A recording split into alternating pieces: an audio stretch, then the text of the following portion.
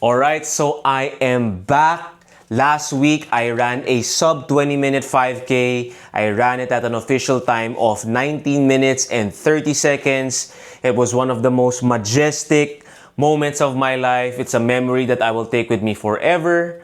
However, since I'm already at my peak fitness and I'm feeling good, I'm feeling spicy, I'm gonna update my 10-kilometer PR tomorrow. So I'm preparing for a 10-kilometer race. It will be at the Fire Run. It's gonna be at the Quirino Grandstand in Manila. The race course is actually very, very good kasi it's one straight line tapos one U-turn lang. So it's really ideal for a PR attempt. So since it's a 10-kilometer race, I need to make sure that my body is fueled, I have enough carbs in me. And you already know if you've been watching my videos that one of my favorite ways to carb up a day before is sourdough bread. Look at that sourdough bread. So, you already know my combo. It's sourdough bread with raw organic honey. Once again, we're gonna glaze it up. Glaze it up with honey. Oh, look at that. Let's go. So I'm gonna continue eating carbs. This is kamote. Just gonna boil it then. So here we have our kamote. Nothing beats the classic kamote for carb loading. Very affordable, good slow digesting carbs. This is where the power will come from tomorrow. Let's go. So now I'm going to discuss about tomorrow's race plan. What time am I going for in this 10K? And I was actually thinking, should I even tell the public about it? Actually, today I posted a story. I put a poll there na, what time should I go for? Should I go for 43, 42, 41, 40, 30? I was thinking na let me not announce any, don't even talk about the race, don't even talk about any goal time. Kasi the logic in my head there was, baka ma-pressure pa ako you know. Well, of course, there is some truth to that. Like if you put pressure on yourself unnecessarily, it might make you perform worse. Pero I was never that type of person when it came to my story in running. Every single all-out race that I ever ran, I always posted about it. Whether I hit a goal or whether I failed badly, it was always part of my journey with those who followed me on social media. You know, it's being transparent na whether I win, lose, or DNF, they're part of the story and it's part of life. And I also don't believe there's any real pressure. You know, I think real pressure, just like what I think Damian Lillard said this in an NBA interview, real pressure is not knowing where your next meal is coming. Real pressure is not having a roof above your head. There's no real pressure with me running around in circles, maybe moving my feet faster by 1 minute or 2 minutes or 3 minutes. I always remind myself that my participation in recreational sports is for fun and it's for inspiration to people like you. So when I put out these videos, you can think about your own goals and you can strive for them. So now let's talk about the worst, the good, and the best case scenario for my 10-kilometer race tomorrow. So the worst case scenario is mag-DNF ako or I won't even get a PR. The PR time to beat is 44 minutes and 20 seconds. That's my current PR. Somewhat okay result would be a 42 minutes to 43 minutes. That's going to be running at around 4:18 to 4:12 pace at an average. And then the best case scenario is running a 41 minutes to 40 minutes and 30 second 10K. That would be running at a 4:06 to 4:03 pace average across 10 kilometers. Pero, you know what? I could have a earth-shattering I could have an earth-shattering possible result by going sub 40. That would be the avatar state mode. You know, I'll have all my ancestors giving me good omens. Zoom, zoom. Back in the last 2 kilometers, I'll be hitting at 350, like pure adrenaline. We never know. It might be one of those days. You all just have to stay tuned to the end of this video to find out. Okay, so now I'm going to give you a gear check for tomorrow. Alright, now let's do a gear check of what I will be wearing for this 10-kilometer race. As usual, I am trusting the old reliable, the Adios Pro 4. I wore this in Taipei. I hit a 3:44 marathon there. I wanted the 3:40, but I cramped and I had a stomach ache and I failed it. But it's okay, 3:44 is not bad. And this is from the last YouTube episode, the 5K, we hit 19:30. So hopefully, by tomorrow, I'll be putting maybe a 41 or a 42 here to commemorate the PR. Next is the socks. These are some Adidas socks. I'm just gonna try to post the link to this. I bought this in Taipei Marathon. I'm not sure if they're selling this here. This is actually a really nice Adidas sock.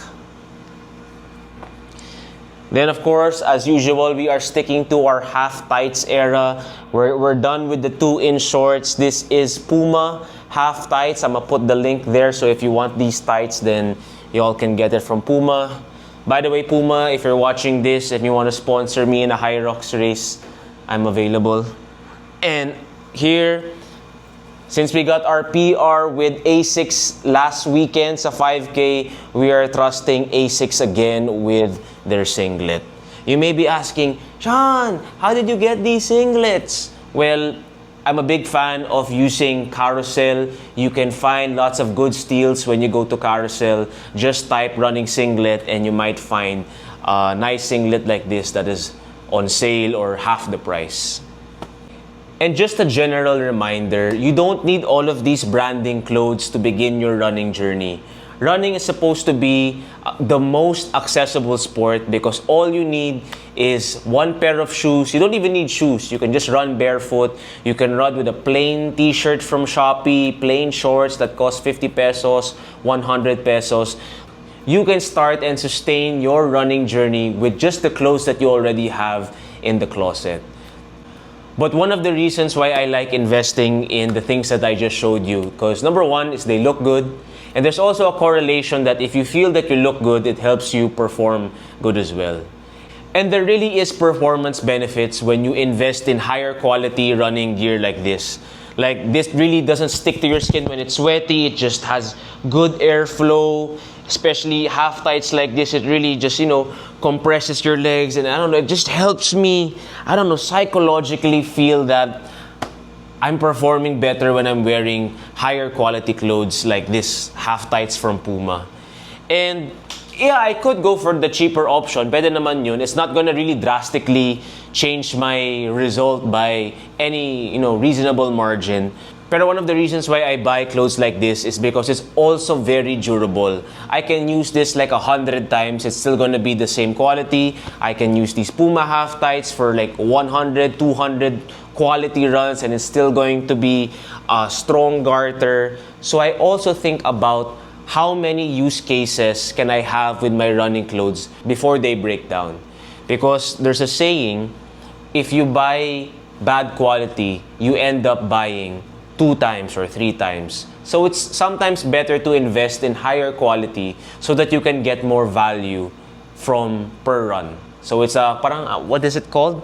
Cost per value, a cost per value, I think it's called value per use. Something like that. Hope that helps. It's time to sleep. Time check, 6:48.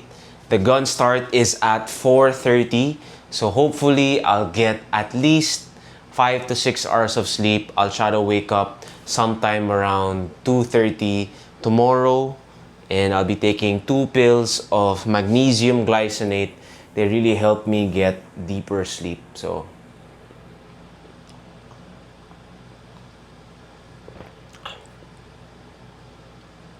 right, it is race day. I was able to get around a 5-hour sleep. Not the best, pero it's pwede na. I was able to have deep sleep naman. I was able to dream. So that's good. I'm having carbs before the race, just very simple to digest food. I'm having about 3 bananas mixed with honey. So this is the day of the race breakfast, just banana and honey. Keep it simple. Let's go. Is to have salt in plain water, sea salt, kasi it has sodium and you need that especially when it's hot conditions. I'm just gonna post here the benefits of having sodium before your hard workout in the heat. So yeah, you can buy, of course, sodium supplement. There's also sodium in your gels like this. But of course, if you want to save money, just have, sea salt and put it in water, then drink.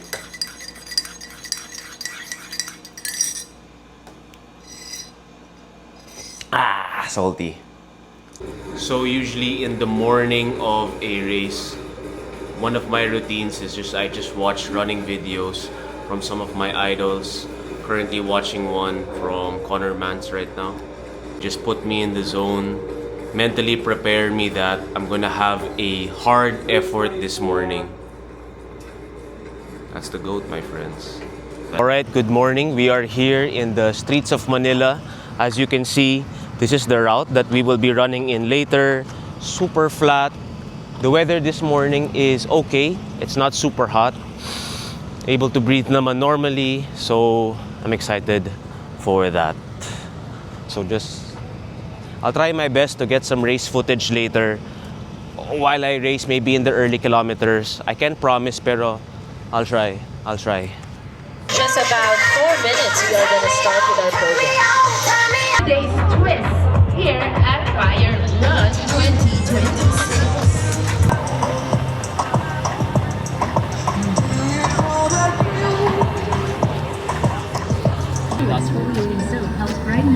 How are you feeling? Feeling wonderful because you are my clip farmer.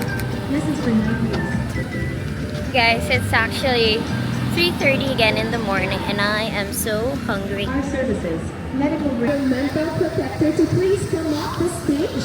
Our purpose is clear, to turn every step into action for our planet. Let our passion inspire more people to protect our nature, to act, and of course to care, and to make the difference. Because guys, gusto ko lang sabihin, no, from the time na nag-sign up din, The screen here right now. Kaway po kayo para alam namin kung kayo ay tapos na sa photo op. Sa harap. are you done? Yung mga nasa likod na For your efforts and for waking up early this Sunday morning to give and take care of Mother Earth. Ayan, after ng photo op, we will jump in and we will see you guys back. Guys, we have a drone up there, so make sure 14, 13, 12, 11, 10, Alright, let's join the countdown!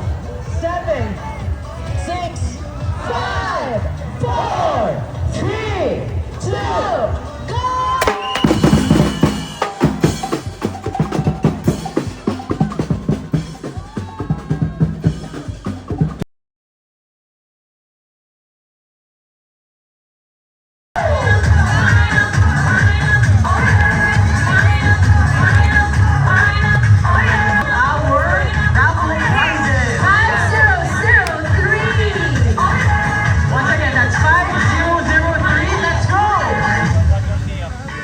Ayan, nandito na yung winners natin. Congratulations po, ma'am. Let's go to the beach. Let's go get away. Right, what you're gonna say? Have a drink, lay down the pipeline. Woo!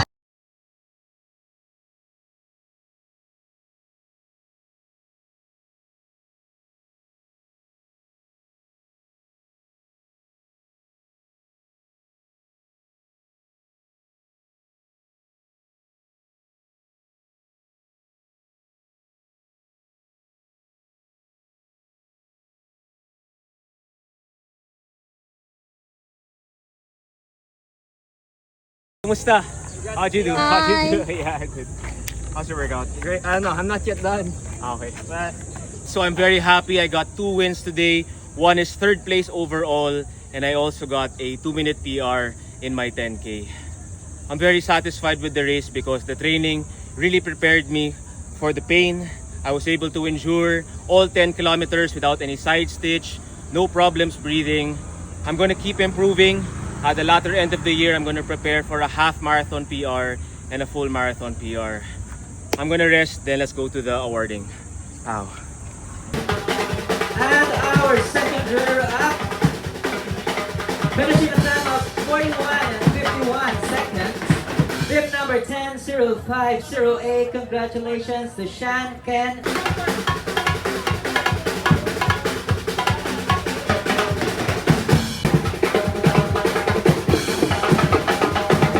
Fastest male finisher for the 10-kilometer category. Congratulations. All right, let's do a race briefing with some photos. As you know, I did not record at all, no race footage, because I was 100% focused on hitting this PR plus podium. So I'm just gonna describe what happened, use storytelling, and use the race photos to begin. So where's my Strava? I need to see my Strava. Alright, so we are maturing as a runner. Kilometer 1 to 3, actually 1 to 4, I was conservative. I was going at a 4:13, 4:13, 4:12, 4:15. So we were not rushing straight to a 4:05 pace, 4:10 pace. And that's what I really like about my running journey. I've already ran a lot of races. I don't get caught up whether someone is passing me at the 1st kilometer or 2nd kilometer. Let them run their race. I'm running my race. In the first third of the race, just settle in, just relax, calm in. Let's see how the body is feeling on that day. No need to rush, just settle in. So perfectly executed first 4K for me. It was around 4:13 pace. I think 4:20 or 4:25 pace would have been too slow for my current fitness. So I really plan to go at around mga 4:15. So in terms of the competition, there were 2 fast boys ahead of me. They were probably 700 meters ahead of me throughout the entire race. I was 3rd place until 2nd kilometer, tapos another person passed me. So for the vast majority of the race, I was 4th place. So in the middle of the race, I was always thinking about, could I catch that 3rd placer who was about 300 and 500 meters away from me throughout majority of the race. I was thinking, should I pass him now? Should I go at the 4:06, 4:05 pace? But I decided, okay, let's still play it conservative and maybe during the end, we can pass him. So I stayed patient. Kilometer 5 and 6, I was 4:11, 4:10. Kilometer 7, I kind of went a bit too fast, but I think that was because there was a downhill. So I took a downhill there. And then at kilometer 8.5, that was the time where I decided to make my move and go from 4th place to 3rd place. And I was very happy throughout the whole race kasi I was not experiencing any major pain. No side stitch, no heavy breathing. I wasn't really gritting my teeth. It was just pure focus. And then boom, from the 8.5 point, that's when I made my move. I passed him, and there's always a technique daw that whenever you pass someone, you have to pass them hard. Kasi you kind of want to make them lose hope that they would catch you again. So I dashed really hard. I tried to make a large enough gap so that they would not be encouraged to pass me again. So at this point, I was 3rd place. The pacer motor was beside me. Then we approached the final water station. The first 2 runners decided to stop and drink water. And that's where I passed them because I did not drink any water throughout the entire race. Pero I knew that they were already at the varsity level. They were probably just doing an easy run. Kasi from the physique pa lang, you kind of already tell that they were probably sub-40 10K runners. So I was 1st place for 2 minutes, and then at the final 600 meters, both of them passed me. They did the final kick and they won 1st and 2nd. But I was very happy because at the last 2 kilometers, I ran a 4:11, and in my final kilometer, I had some, adrenaline in me, and I was able to finish at a 4 flat pace.